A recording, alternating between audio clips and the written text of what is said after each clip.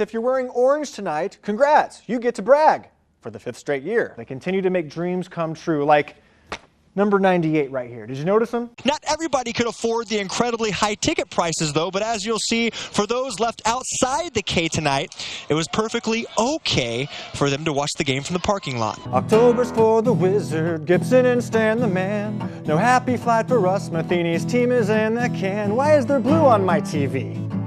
Oh yeah, the World Series blues. Is there anything you guys can do to help the Cardinals start winning so they can make the playoffs? The Cheez-It Bowl. Real or fake? I'm gonna say no. That's real. It's real, okay. Real.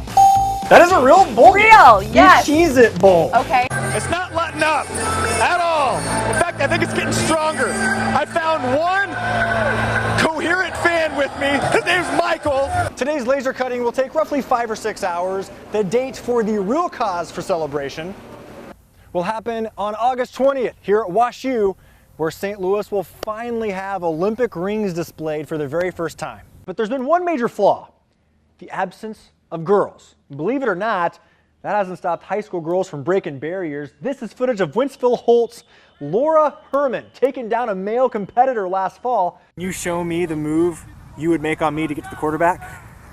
On 3? Whoa. Not bad. I'm sure you're familiar with the St. Louis Chess Club already, but even if you don't play, there's only really 2 rules you need to know. Chairman and CEO Bill DeWitt Jr. made one thing clear today: don't expect any more big off-season moves. But I had fans sit in my pop-up hot seat regardless to get the reactions to DeWitt's comment. Adonis Henriquez, Ty Graves, and Jermaine Bishop are the 3 players who have been held out of Bills games all year long, and they've left some fairly telling social media posts since the end of September when these accusations first surfaced. Prosecutors will not file any charges against the 4 SLU basketball players accused of sexual assault, so we don't know if charges aren't being filed due to lack of evidence or if they simply don't believe there was a crime committed. Either way, this has been an investigation that's been ongoing for roughly 14 months now, and finally we know that whether it's the university side or criminally with the police, this case finally appears to be closed. All right, thank you, Josh. Good evening, I'm Josh Helmuth. Last April, I had the pleasure of meeting MURELLE PLOTNER, a cross-country runner from St. Joseph, Illinois, who was stranded practically at St. Louis Children's Hospital battling complications stemming from a rare blood cancer. Even after a double lung transplant, several bone marrow transplants, all MURELLE wanted to do was run. In fact, she sat in her room for hours watching the St. Louis Go Marathon from her hospital room, hoping that just a few runners at Forest Park down below would maybe think of her and give her a wave. She was truly passionate about running, but she was also compassionate for others. When a family member offered to start a fundraiser, MURELLE asked that it not be for her, but for all the St. Louis Children's Hospital Cancer Center, because she said, quote, "There's kids up there worse than me," unquote. No matter how dire or bleak, no matter how the odds stacked against her, MURELLE had a positive exuberance for life of which all of us strive.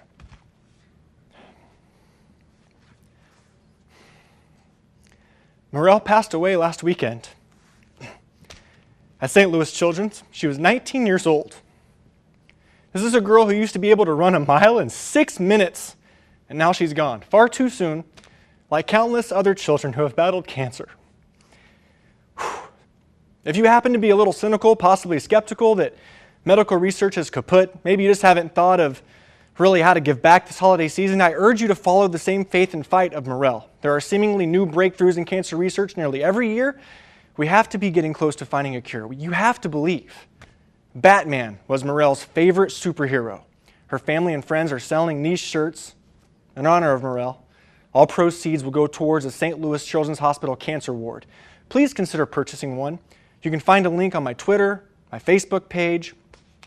MURELLE, I'll never forget your spirit, your enthusiasm for life, and how you demanded I eat spaghetti before every long run, no matter what. And I, like countless others you've touched, will continue your fight in helping others. Run in peace, MURELLE. It was 1 year ago when we met Ariel Pent, a St. Charles West softball player who was starting varsity as a freshman.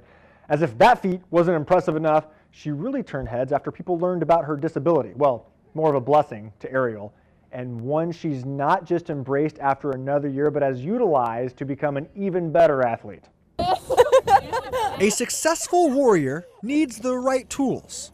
Oh, I got a new glove. Focus. Everybody ready to play? And poise to lead by example. Come on, Jimmy! Even when that example isn't what you're used to seeing. I guess it inspires a lot of people, and I didn't even realize that. Ariel Pent continues to prove doubters wrong. His name's Jimmy, by the way. And she's doing it with humor. You were going to line up, and I usually go like this to give high fives. I wanted to see what would happen, so I put my arm up. Although Ariel was born without half her right arm, the 16-year-old is a key asset for St. Charles West. She still has the same work ethic. To head coach John Warnicki, the sophomore has continued to improve exponentially since last year. I think she's gotten even better with the transfer on her throws. So when I catch it, I turn the glove and go this way, get the ball out, and then go like that.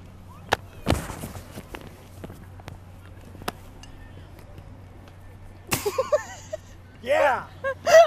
I need some more practice. A little bit. Yeah.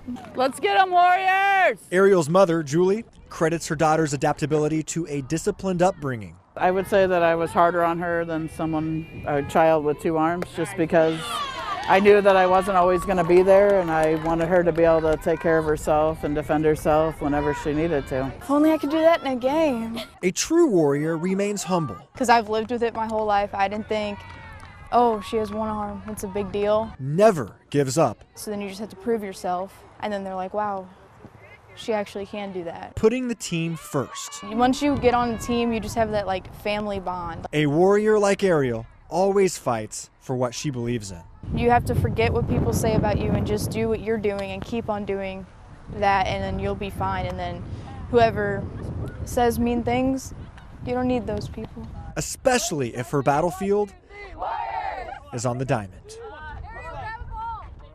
Since our first story on Ariel aired last year, the entire world took notice. Pro softball players reached out. She's been invited to be a speaker, mentor, throw out first pitches, even be cast in a commercial. Ariel isn't quite ready for all of those opportunities just yet, but rest assured she's going to conquer a lot off the field after she conquers high school. If you have a child who plays football, you pray you never have to look at one of these. This is a brain scan. Notice the main artery here carrying blood throughout the brain, a lot of circulation on this side, but this is the exact same brain. Notice no more circulation on this side. Scary, right? Especially when you understand what you're looking at. But this isn't the result of CTE or a concussion, but from a hit an O'Fallon Panther never saw coming. Aaron Witt Jr. These boys got it. has a lot on his mind. Hey, be around me when it's time to say prayer. Normal for a high school senior getting ready to play his last homecoming game. I'm going to get in.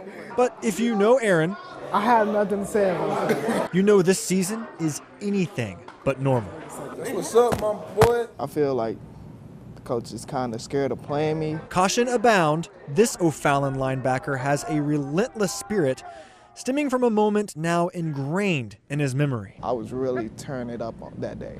Now I had a headache, and they was like, push through it, you got it? I was like, all right, I got it. It took about a full year for Aaron to really get back to the point to where he is now. Where Aaron is now is a goal worth way more than any touchdown.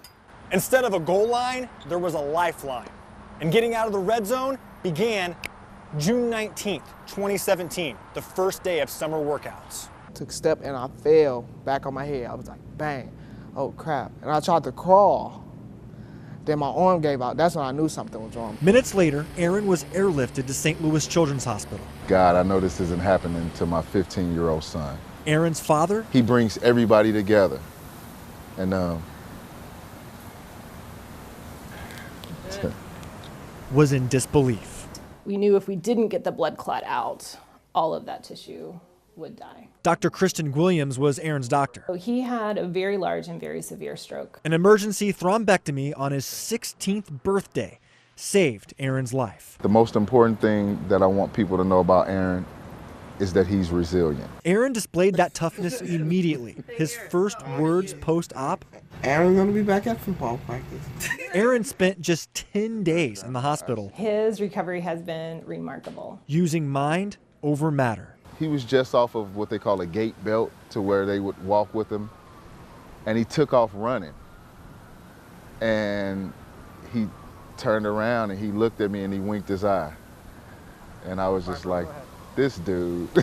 After more than a year of rehab, this dude has finally been cleared to play football again.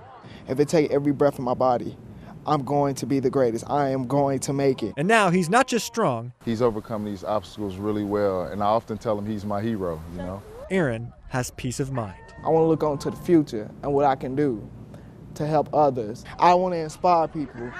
To anybody who's watching this, don't believe what everybody say. Be who you want to be. A pediatric stroke is more common than you may think. Nearly 5,000 U.S. children have a stroke each year. Just like strokes in adults, strokes in kids are also unpredictable and usually involve the same symptoms. While head and neck injuries can increase risk, the only ways to help prevent a stroke is to live a healthy lifestyle. No smoking, good diet, staying hydrated. As for Aaron, he hopes to play college football, possibly attending UNLV next fall. St. Louis Children's Hospital is home to a unique visitor today, a 12-year-old from Spanish Lake. My name is Jackson Bruger. What do you got there? A 2x3. A Rubik's Cube that Jackson can solve in less time than it takes to microwave your dinner. He's memorized dozens of algorithms, practicing them hundreds of times a day. After 3 years of harnessing his skill, this is the result. What was the time? 17.496. How do you do that? Well, I just solve the first two layers and then use algorithms to solve the rest. Yeah, he makes it look easy. Well, let me pick my jaw off the ground. I think it's incredible. I mean, what a high IQ sport and an ideal thing for Jackson to be doing. Incredible contribution. Dr. Matt Dobbs has been seeing Jackson for 5 years. Jackson was born with severe scoliosis. I think it's absolutely fabulous and the best sport that he could be doing. Jackson's father, John Bruger, is still blown away by his son's skill. Oh, I think it's pretty exciting for Jackson. He's been doing this for a while and just getting faster and faster, and it's really amazing to see him come so far. And important. Because of his condition, Jackson can't compete in traditional sports. But with speed cubing, as it's called, Jackson may be one of the best prodigies in the U.S. He started doing it just by watching YouTube videos and practicing, and he practices every day, multiple times a day, and just keeps getting faster and faster. And now Jackson is so fast, he'll be heading to Salt Lake City next month to compete in the Cubing USA National Tournament. It's not as hard as you think, and you gotta find the right tutorial. You can find one on the Rubik's Brand website called You Can Do the Rubik's Cube. That's the one that I've learned from. Okay. Sound advice from the cubing whiz kid. I hope to get a solve under 10 seconds. Who isn't slowing down anytime soon.